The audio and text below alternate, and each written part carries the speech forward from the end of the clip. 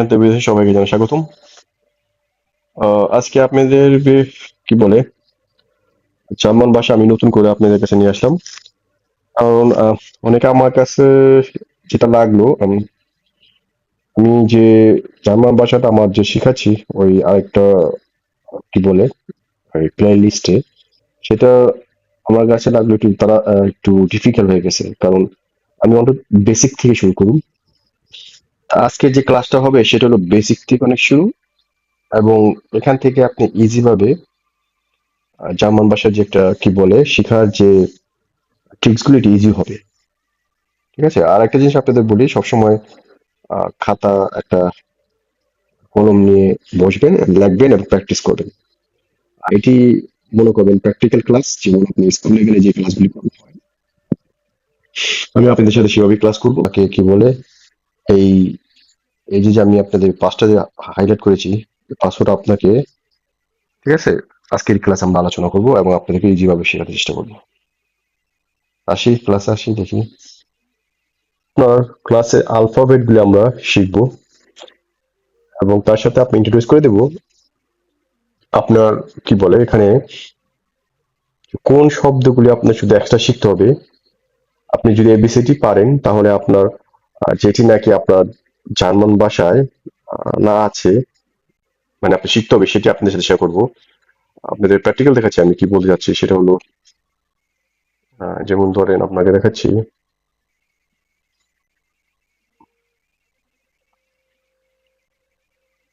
এই যেখানে আপনি যদি এখানে দেখেন মূলত আমি এখানে যেই শব্দগুলি এখান থেকে এবিসিডি শিখবেন, ঠিক আছে, আলফাবেট, আপনাকে এই এই আলফাবেট গুলি শিখতে হবে। তার মানে আপনাদের কি কি বলতে যাচ্ছি যে এখানে যে আলফাবেট গুলো দেখছেন, যে আলফাবেট গুলি যে দেখছেন এখানে, যেমন ধরেন এখান থেকে শুরু করে সব কয়টা, ঠিক আছে, সব কয়টা আপনাদের দেখাই এবং এখানে যে সব কয়টা যে আছে এই সব কয়টা আলফাবেট আপনাকে শিখতে হবে। আর কিছু এক্সট্রা আছে সেটা দেখাচ্ছি। এটি শিখলে আপনার পুরোটা এবিসিডি আপনার আয়ত্তে এসে পড়বে। তার মানে কি এটার পাশে যে অন্য এবিসিডি আছে, যেমন ধরেন কেন এখানে আমি আপনাকে কি বলে যেগুলো আছে না, যেমন জি, এইচ, এ, মানে এটি কিভাবে উচ্চারণ হয়, যে শব্দগুলি আপনার ইংরেজির সাথে মিল নাই, জার্মান ভাষায় বলা হয়, সেটি আপনাদের কাছে তুলে ধরেছি। তো এই প্র্যাকটিক্যালি বলতে গেলে যেমন ধরেন এখানে তারা ইংলিশে যেটাকে এ বলে, তারা এখানে কি বলে আ বলে। ঠিক আছে, ডচ ভাষাটাকে আ বলে। এই কারণে আমি আপনাদেরকে একটা দিয়ে বুঝালাম। তার মানে এখানে যা শিখবেন সেটি আপনাকে শিখতে হবে, বাকি আপনাদের শিখতে হবে না যদি আপনি এবিসিডি পারেন। আমি আপনারা বুঝতে পেরেছেন, তাই আমি একবার করে আপনাদের সাথে প্রোনাউন্সিয়েশন করি, আপনারা আপনাদের মতো প্রোনাউন্সিয়েশন করে লিখবেন এবং প্র্যাকটিস করবেন। ঠিক আছে, আ, বে, সে, দে, ঠিক আছে, এ, ইয়ট, ভে, সেট। ঠিক আছে, আমি আপনাদেরকে আরেকবার মার্ক করে বলি, যেমন, ঠিক আছে, আ, বে, সে, দে, এ, ইয়ট, ভে, সেট। আরেকবার বলছি আপনাদেরকে, এটি শুধু আপনার শিখতে হবে মুখস্থ করে, আর বাকি যেটি আছে সেটি ইংলিশের মতো উচ্চারণ হয়, সেটি আপনারা জানেন। এই কারণে আমি ওটি বললাম না, ঠিক আছে, কনফিউজ করলাম না ভিডিওটা ছোট করার জন্য। আমি আপনারা বুঝতে পেরেছেন। তো এখন আসি নেক্সটে আছেন আপনারা, যদি দেখেন এখানে, যদি আপনাদেরকে দেখাই কি কি বলে এখানে তিনটি চারটি বলা হয়, চারটি গুরুত্বপূর্ণ। যেমন ধরেন স্পেশাল লেটার বলা হয় জার্মান ভাষায়, এই চারটা, ঠিক আছে, এই চারটা আপনি স্পেশাল লেটার, এটির উচ্চারণগুলি আপনারা এখান থেকে, অনেকে আপনি দেখবেন ইউটিউবে এভাবে শিখতে করবো শিখতে করে, আসল কথা কি আপনি প্রতিদিন প্র্যাকটিস করতে করতে এটা আপনি আস্তে আস্তে হয়ে যাবে। ঠিক আছে, যদি আপনারা প্র্যাকটিস করতে চান তাহলে, কারণ আমি বাংলায় দিয়ে দিয়েছি, যেমন স্পেশাল লেটারটাকে এখানে এ বলে এ, ঠিক আছে, এ, মুখ গোল করে আপনি উ বলবেন, মুখটা গোল করে, এবং বলবেন, মুখ খুলে বলবেন উ। ঠিক আছে?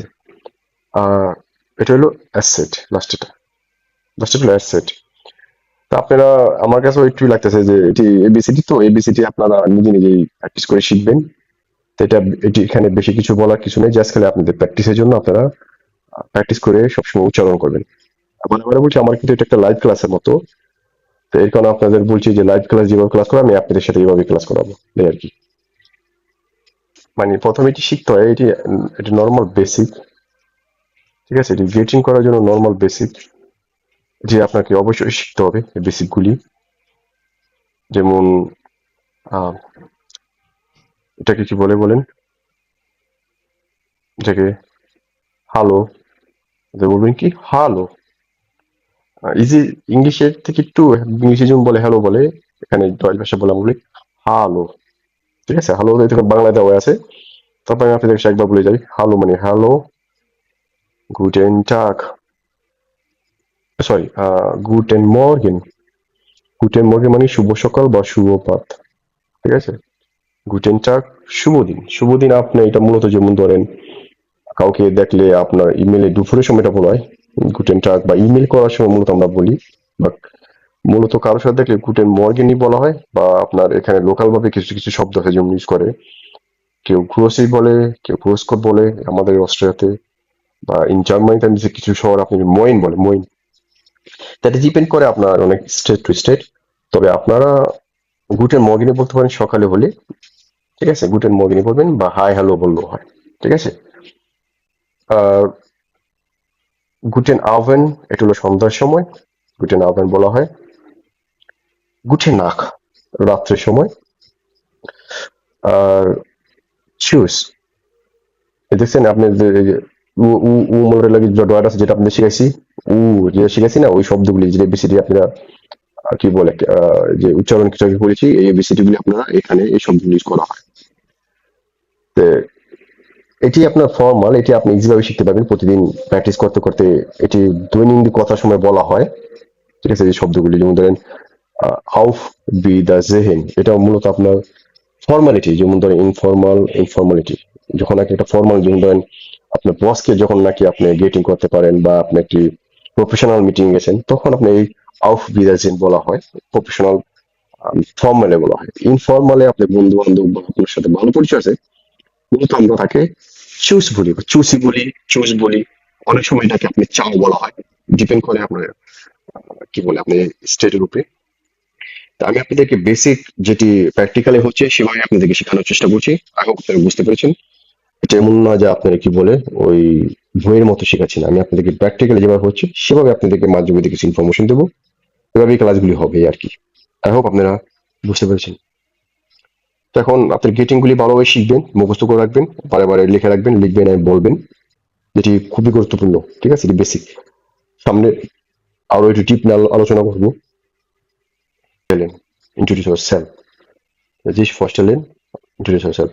তো এটি ডয়েজ ভাষা, যেহেতু এটা বেসিক, আপনি বারে বারে, আমরা আবারও বলছি বেসিক। বেসিক গুলি শেষ হলে আমি ইন্টারমিডিয়েটে বা আমি আপনি অ্যাডভান্স লেভেলে ভালোভাবে প্র্যাকটিক্যাল ক্লাস করার জন্য। তো এখানে বলতে পারেন আপনি কেন এখানে হাইসা হলো। ঠিক আছে? তো এখানে আপনি বাংলা যদি দেখেন, দেওয়া আছে কি আমার নাম। ঠিক আছে? আমার নাম দেওয়া আছে।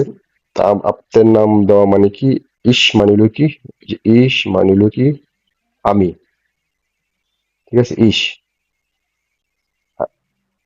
হাইসা মানে কি, কাউকে নাম, নামকে তারা হাইসা বলে।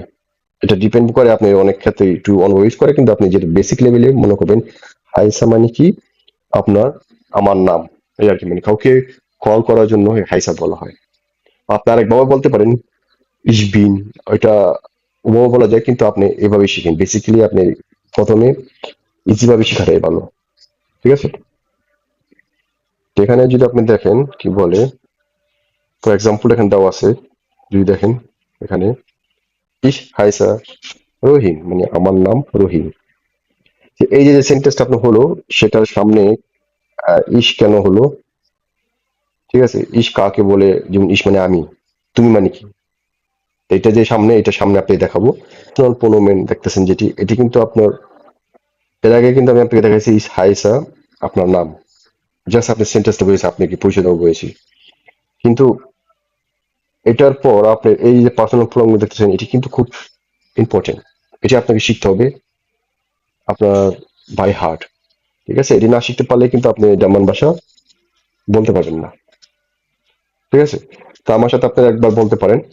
এটিকে কিভাবে উচ্চারণ করা হয় সেটি আপনাদেরকে বলার জন্য চেষ্টা করব। যেমন ইস মানে আমি, দু মানে তুমি, এর মানে সে পুরুষ জাতি হলে, জি মানে সে বা মহিলা, এস মানে এটি, ভিয়া মানে আমরা, ইয়া মানে তোমরা, তোমরা মানে তুমি, ইউর মানে একের দুই, বুঝতে পারছেন? ইয়ার জি, এটা একটা আপনাকে বলি, দুইটা শব্দ এখানে তুমি ফর্মাল লেখছেন।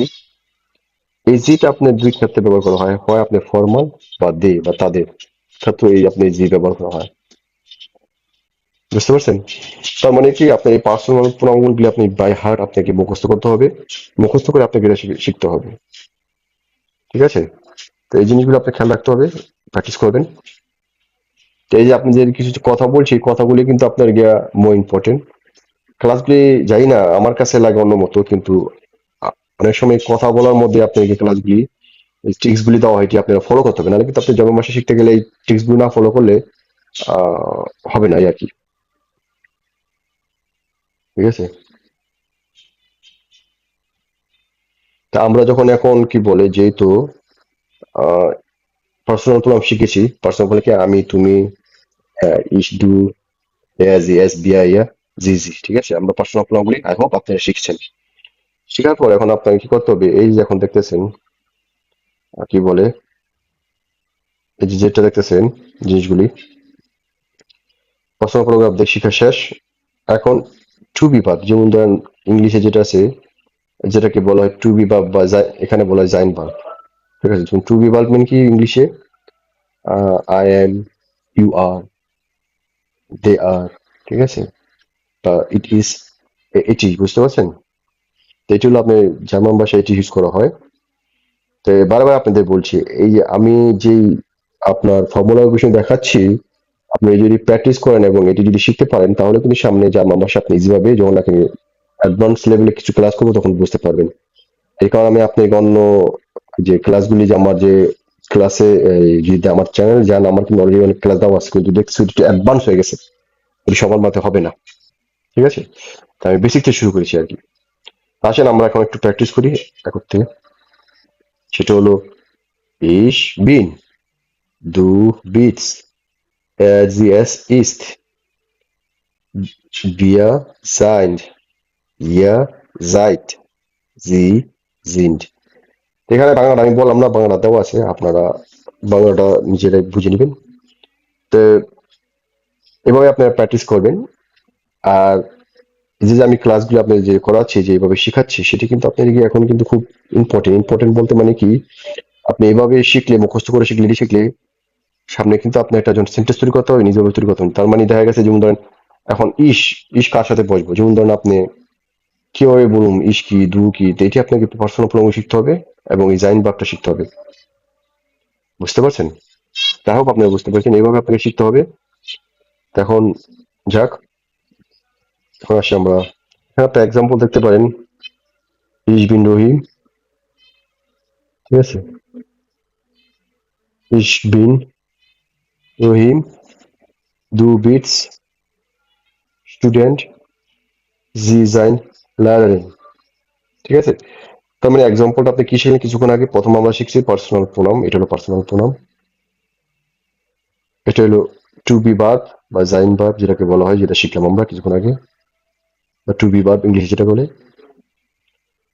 আর লার্নারিন, স্টুডেন্ট, রহিম এটা নাম, স্টুডেন্ট, স্টুডেন্ট একটা, লার্নারিন একটা টিচার, এটার শব্দ দেওয়া আছে। তার মানে এখানে আপনারা আমরা কি শিখলাম, শিখলাম এটা ইস কি, বিন কি, কেমন হলো সেটা শিখলাম। তার মানে এটা আমি আর একটু ক্লিয়ার ভাবে আপনাকে দেখাচ্ছি ইজি করার জন্য, যাতে আপনি যেভাবে বুঝতে পারেন।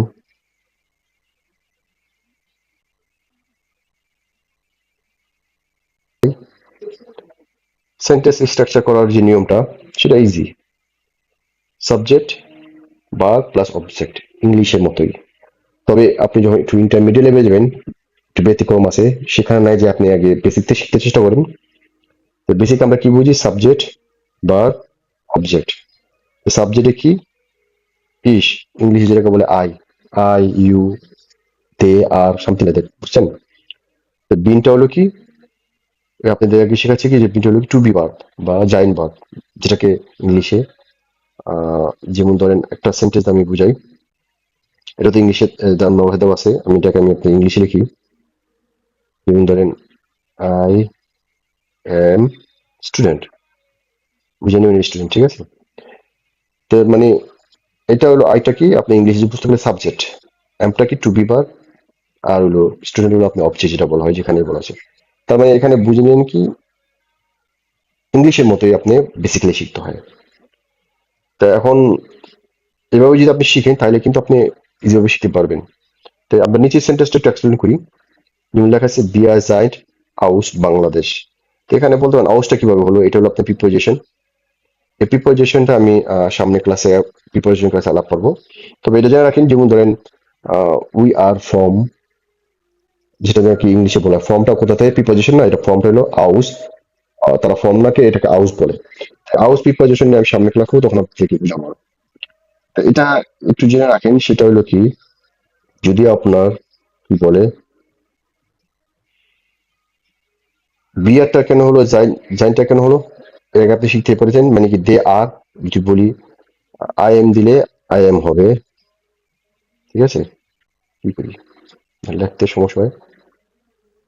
যেমন আই এম দিলে আই এম হবে, ইউ হলে ইউ আর হবে। তো এটাই মোটামুটি যেহেতু কি লেখা আছে আমরা শিখছি কি ওখানে ইস বিন দু বিস দেন বিয়া জাইন্ড, ঠিক আছে? টু বি বার। তো এটা এখানে টু বি বার। দেখেন এখানে বেশি বারে বারে বললে, কথা রিপিট করলে ভিডিও বড় হয়ে যাবে। আমি জানি আপনারা বুঝতে পেরেছেন। তো বিয়া জাইন্ড, ঠিক আছে? বিয়া জাইন্ড কেন হলো, বিয়া জাইন্ড কেন হলো? ওই আপনার টু বি ভাবে কারণে বা জাইন্ড ভাবে কারণে, যেহেতু প্লুরাল। এইভাবে আপনারা শিখতে হবে। তা আপনি হোপ আপনারা বুঝতে পেরেছেন। তো এখন প্র্যাকটিসটা আপনি করেন, আমি এখানে পোস্ট করে আপনি নিজে নিজে লিখতে পারেন, যাতে আপনার প্র্যাকটিসটা ভালো হয়। তারপর আমি আপনাদেরকে এই প্র্যাকটিসটা করে দেবো। আপনারা আরো যে আছে, যেমন ধরেন আরো কি বলে, আপনারা ইসের জায়গায় ইসের জায়গায় জি বসাবেন, জি বসা রাখতে পারেন। মানে এটা আমি আপনি দেখাচ্ছি কেমনি কি করবেন। তো মূলত আপনার প্রথমে কি করতে হবে, মূলত আপনার আমরা কি শিখলাম, আমরা শিখলাম যে ইসের যাকে কি বসে, ইস সাথে বসে কি বিন, যেহেতু আমরা ওখান থেকে শিখেছি। এখানে কি হবে, ইস বিন। দুয়ার সাথে কি হয়, বিস্ট। কেন বিস্ট হলো সেটি আপনাকে সামনে যে ক্লাসগুলো দেখেছি পিছনে, ওখান থেকে গেলে বুঝতে পারবেন, ওখান থেকে দেখে নিবেন। তার মানে ওভারঅল আপনাদের কি বলতে চেয়েছি, আপনি আমার ক্লাসটা দেখে নিজে নিজে প্র্যাকটিস করবেন। এখন এই বেসিক গুলো যদি আপনি পূরণ করতে পারেন, সামনে যে একটু ইন্টারমিডিয়েট ক্লাসগুলি করলে ইজি হবে। কারণ আমি যে ভিডিওগুলি বা করতেছি বা দিব সামনে, সেটি একটু সামনে একটু একটু কঠিন কঠিন হবে। যদি তাদের বেসিকটা জানা থাকে তাহলে আপনি কঠিনগুলি ইজিভাবে করতে পারবেন, ঠিক আছে? আই হোপ আপনারা বুঝতে পেরেছেন, এখানে বেশি কিছু বললাম না, কারণ কথা বলে ভিডিও বড় করা যাচ্ছে না। এটা এভাবে আপনি শিখে যাবেন, ঠিক আছে? প্রতিদিন প্র্যাকটিস করলে আপনার নেই পেয়ে যাবেন। প্র্যাকটিস করবেন বারে বারে, তাহলে আপনারা ঠিকভাবে উচ্চারণ করতে পারবেন। তা আই হোপ আপনারা বুঝতে পেরেছেন, আমি এখানে আর বেশি কথা বলবো না।